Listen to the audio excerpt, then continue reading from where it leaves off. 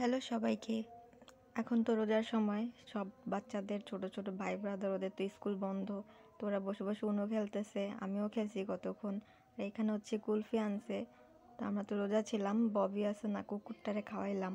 ও হচ্ছে সব ধরনের খাবার টেস্ট করছে, এমন কোনো খাবার বাকি নাই, সবই মনে হয় খাইছে। তারপর হচ্ছে উনো খেলছিলাম, উনোতে আমি ফার্স্ট হয়েছি। আর জানা হতো উনো তোমরা কে কে খেলছো, মজাই লাগে, খেলাটা মজার আছে খুব। আমি হচ্ছে ফার্স্ট হয়েছি, 4 কার্ড লাস্টে দিয়ে ফার্স্ট হয়ে গেলাম। যাই হোক, আবার আজকে বাসায় সবাইকে ইফতারি দিব, তো সেই জন্য একটু তাড়াতাড়ি করে খেলা শেষ করে আম্মুকে হেল্প করতে গেলাম। আর এখানে হচ্ছে আমি দেখাইতেছিলাম যে আমি ফার্স্ট হয়েছি।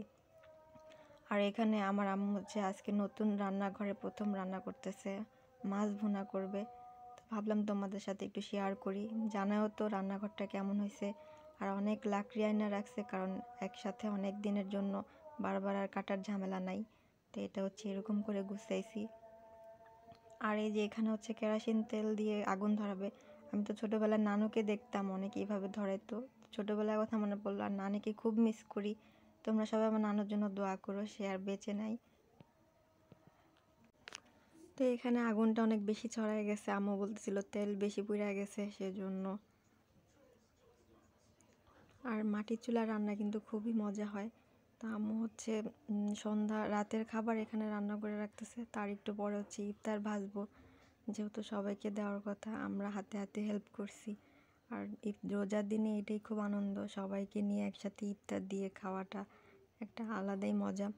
তো আমি এসে আম্মুর পাশে দাঁড়াইছিলাম, দেখতেছিলাম রান্নাঘরে আর কি কি গুছানো যায়, এখন অনেক কিছু গুছানো বাকি। আর এই যে রান্নাঘর থেকে আমাদের এই ভিউটা দেখা যায়, খুবই অসাধারণ, সবুজ চারিদিকে, অনেক দূর পর্যন্ত দেখা যায়। একটা মসজিদের মিনারও আছে, তো ভালো লাগে। আর এখানে যে বস্তা ভরা শুকনা পাতা রেখে দিছি। আর এই যে ভাস্তি এসে জিজ্ঞেস করতেছিল কি রান্না করো আম্মা, আম্মু কথা বলতেছিল।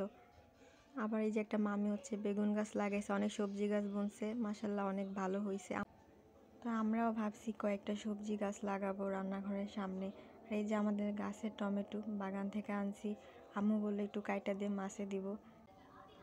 একদম গাছ থেকে পেড়ে তারপরে যে রান্না করার ব্যাপারটা দারুণ লাগে। তা আমি আম্মুকে কেটে সামনে নিয়ে যেতেছিলাম। আর এখানে হচ্ছে আম্মু বলতেছিল ইফতার ভাজতে হবে, তাড়াতাড়ি সব কিছু কর। তারপর আমি যে ফলগুলা কাটতেছিলাম, একসাথে অনেকগুলো ফল কেটে গুছাইতেছি। আর আম্মু এখানে হচ্ছে ভাজাভাজি করতেছে, আলুর চপ ভাজতেছে। আমি তারপর একটু যে পেঁয়াজি ভেজে দিছিলাম। ইফতারে তোমাদের কোন খাবারটা খুব বেশি ভালো লাগে জানাও। আমার তো আলুর চপটা খুব পছন্দ, মোটামুটি সব ভাজা পড়ে খাই, ভালো লাগে খুব। রোজার দিন একটু বেশিই ভালো লাগে এমনি সময়ের থেকে। তো সব ভাজা শেষে ঘরে যেয়ে দেখতেছিলাম আব্বু প্লেট গুছাইতেছিল, আমিও হাতে হাতে গুছাই দিলাম, সবাইকে দিতে হবে। আজকে এই পর্যন্তই, কেমন লাগলো জানাও।